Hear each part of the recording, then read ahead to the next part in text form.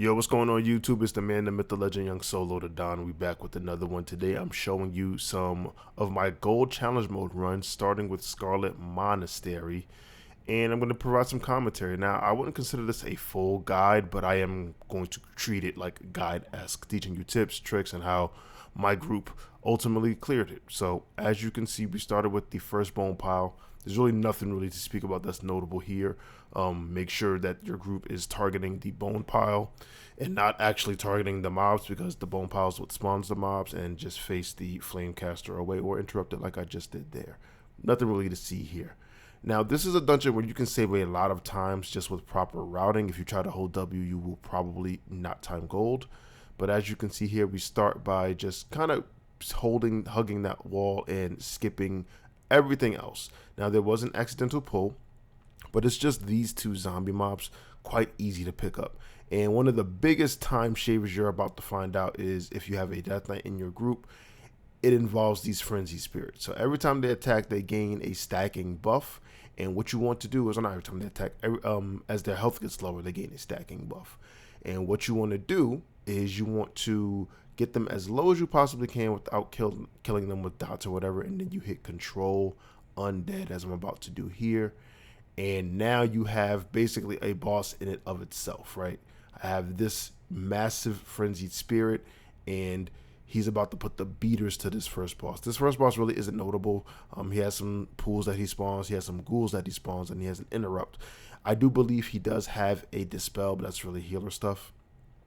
Other than that, he's a pretty tank and spank, and you're about to see here, as I get him in range of this massive Frenzied spirit, what's already understood don't need to be explained. This Frenzied spirit is putting pure belt to ass to this boss, as you can tell by the details meter down at the bottom right.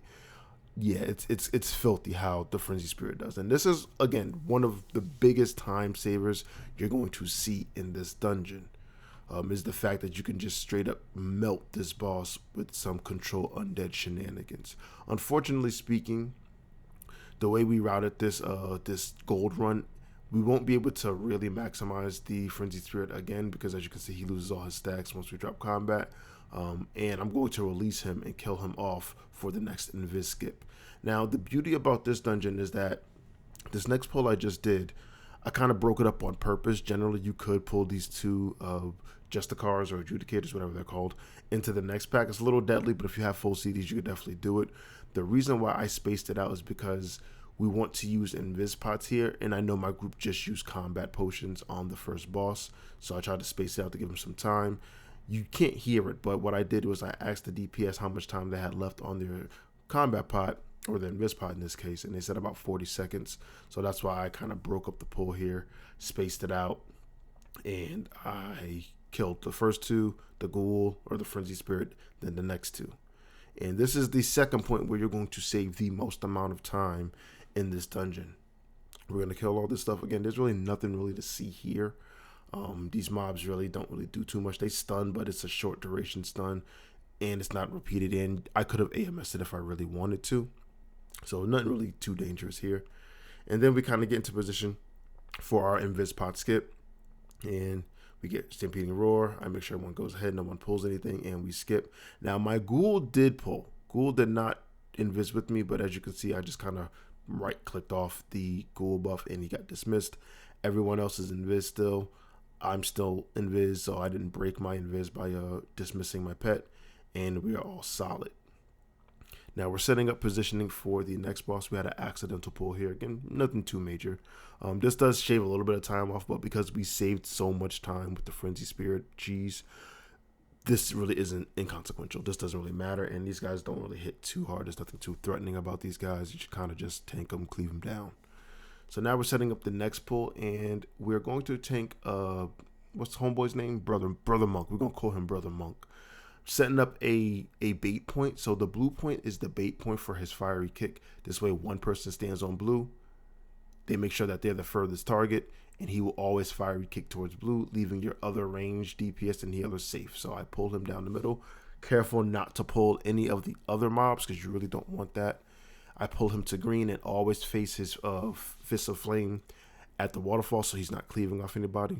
And here you can see we actually messed up where our range DPS was considered further than our baiter. So I just told him to move in, no harm, no foul, and we move on. He's doing his Fist of Flame, and this boss really isn't that big a deal, right? He does the Fist of Fury ability, which does the most damage, but other than that, it's really just avoiding the fire kick.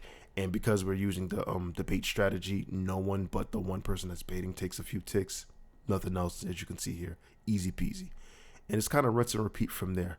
Like I said, this dungeon is a dungeon where the routing is important, but it's very, very easy to execute, right? It's not super tight where you got to kind of thread the needle here on certain things, but if you just try to hold W, you will just end up over pulling and ultimately not getting the gold, especially in this last part as we finish up this boss. I could have used AMS to go into the fire kick and put up some more numbers, but that's probably a risk I didn't really need to take. Like, the whole point of this is to minimize the damage taken as much as you possibly can, and that's kind of what I did here. I'm just cycling through my CDs, use that Icebound Fortitude just to make sure I didn't die, because I'm not going to really need it in the next part. So maybe I could have saved Icebound just for a more aggressive pull here, especially since we took a little bit longer on this guy. But it is what it is. We saved so much time. And now here's where we do another skip where you just run down the middle here. You don't pull any of these monks. And you just save so much time not having to fight them. Easy peasy. Now in this room, we did kind of mess up a little bit. We didn't wipe, but I kind of pulled a little weirdly. And that's on me. So as you can see here, I'm pulling the first couple of mobs here. Again, nothing to see here. You know, the Purifying Flame is probably a good interrupt, and then you pull them. Nothing major here.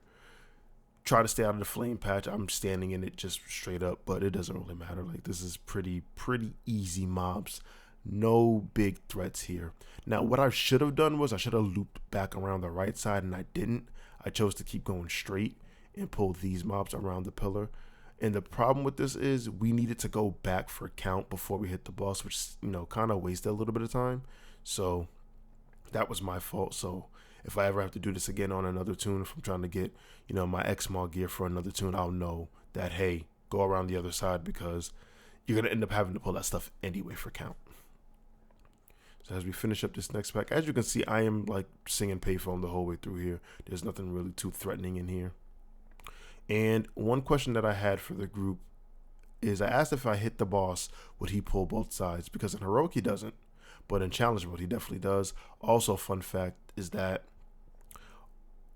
all of the mobs behind the first Purifier do not count towards your mob count. So that was also another thing that I had to kind of learn in real time.